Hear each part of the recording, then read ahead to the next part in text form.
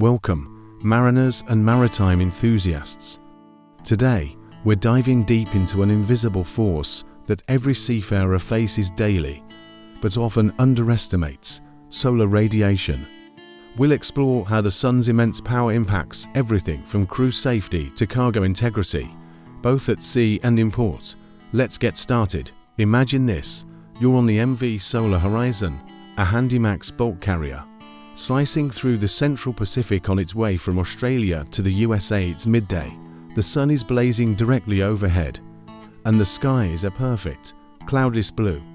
Your pyranometer, the solar radiation sensor on the bridge, is working overtime. The deck is sizzling at 42 degrees Celsius, and the sea surface is a warm 28 degrees.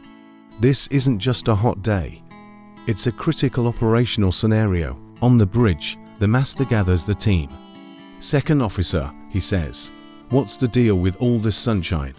The second officer, looking at his instruments, explains that the intense solar radiation is heating not just the ship's deck, but the entire sea surface around them.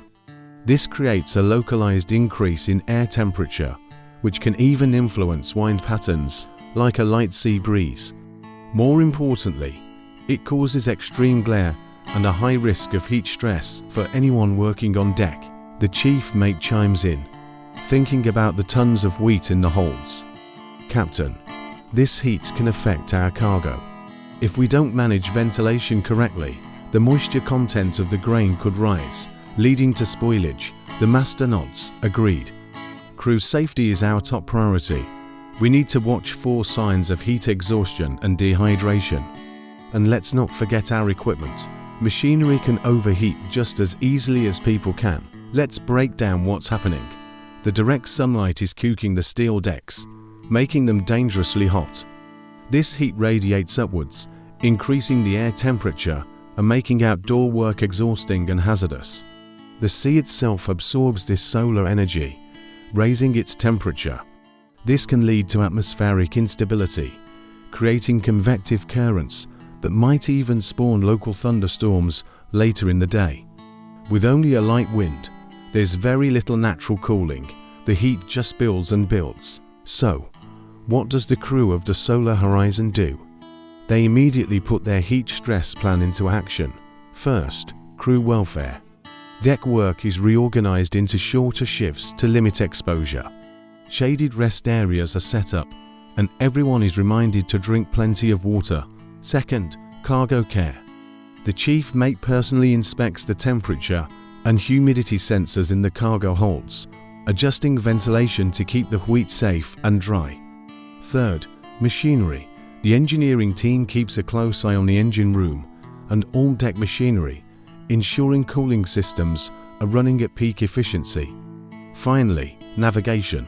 While no immediate course change is needed, the bridge team actively monitors weather overlays on the ECDIS, watching for any convection clouds that could signal a sudden change in weather. The result of these proactive measures, the voyage continues safely. No crew members suffer from heat-related illness, the precious cargo remains in perfect condition, and all machinery operates smoothly.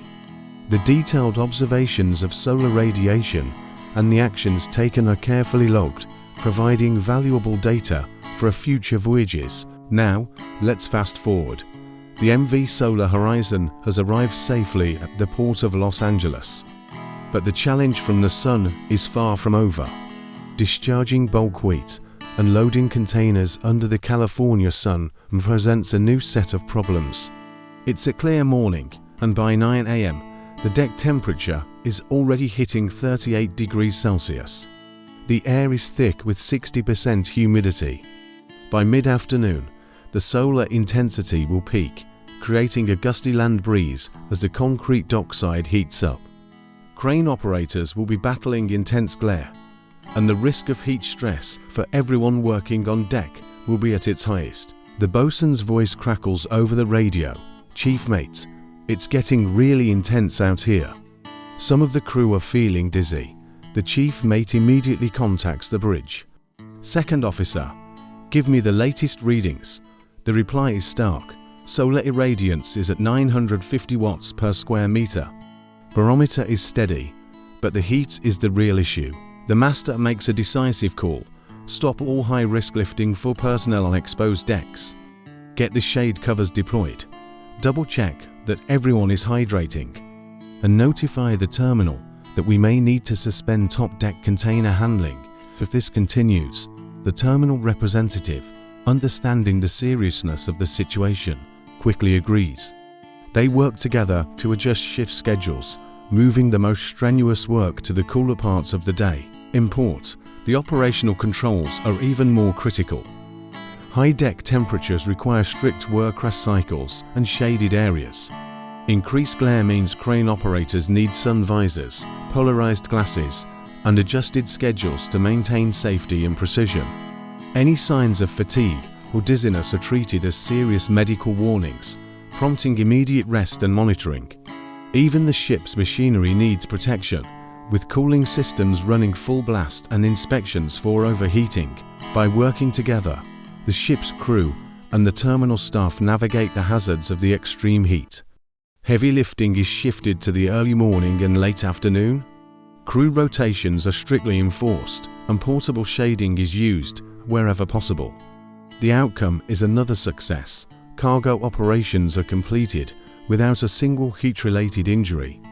This collaboration is a perfect example of how proactive risk management works in the real world. So, who is responsible for managing these risks?